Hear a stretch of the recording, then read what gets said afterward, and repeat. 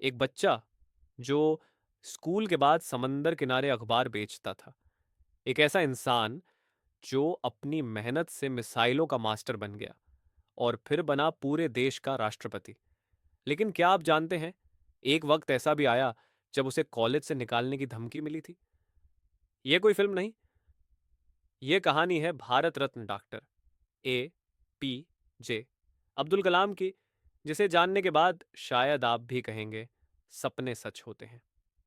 15 अक्टूबर 1931 तमिलनाडु के रामेश्वरम में एक मछुआरे के घर जन्मा एक साधारण बच्चा अबुल पकिर जैनुलाब्दीन अब्दुल कलाम।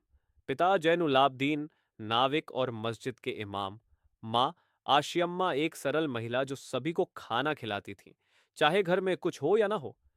बचपन में कलाम जी स्कूल के बाद स्टेशन से अखबार उठाते ताकि घर का खर्चा चल सके, लेकिन उनका सपना कहीं और था, आसमान में। रामेश्वरम के स्कूल से पढ़ाई शुरू की, फिर तिरुचिरापल्ली के सेंट जोसेफ कॉलेज से फिजिक्स में ग्रेजुएशन किया। लेकिन असली संघर्ष तब शुरू हुआ जब उन्होंने मद्रास इंस्टीट्यूट ऑफ टेक्नोलॉजी में एरोस्पेस इंजीनियरिंग में दाखिला लिया।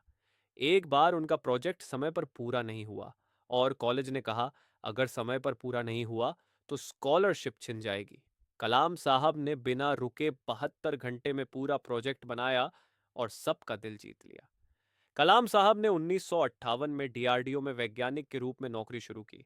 1969 में इसरो में SLV-3 प्रोजेक्ट लीड किया और भारत का पहला स्वदेशी उपग्रह रोहिणी अंतरिक्ष में पहुंचाया। 1982 में वे पुनः लौटे डीआरडीओ में और शुरू किया भारत का मिसाइल कार्यक्रम। उन्होंने अग्नि, पृथ्वी, त्रिशूल, नाग और आकाश जैसी मिसाइलें बनाई, इसलिए उन्हें कहा गया मिसाइल मैन ऑफ इंडिया।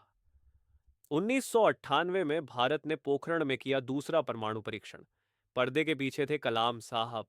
उनकी सोच थी मजबूत भारत, सुरक्षित भारत। साल 2002 वो दिन आया जब वैज्ञानिक बना देश का राष्ट्रपति। वे भारत के 11वें राष्ट्रपति बने।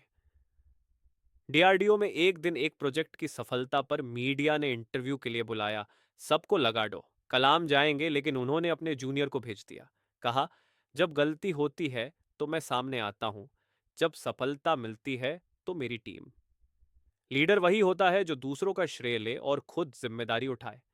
डॉक्टर कलाम को उनके उत्कृष्टता के लिए अनेकों सम्मान और पुरस्कार मिले, जैसे 1981 में पद्म भूषण, 1990 में पद्म विभूषण और 1997 में भारत रत्न। अन्य पुरस्कार जैसे वीर सावरकर पुरस्कार, रामानुजन पुरस्कार, डॉक्टरेट की मानद उपाधियां।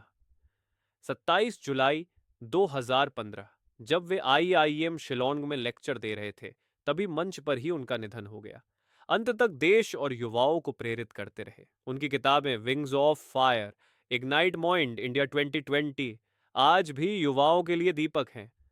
उन्होंने हमें सिखाया, सपने वो नहीं जो नींद में आए, सपने वो हैं जो नींद ही ना आने दें।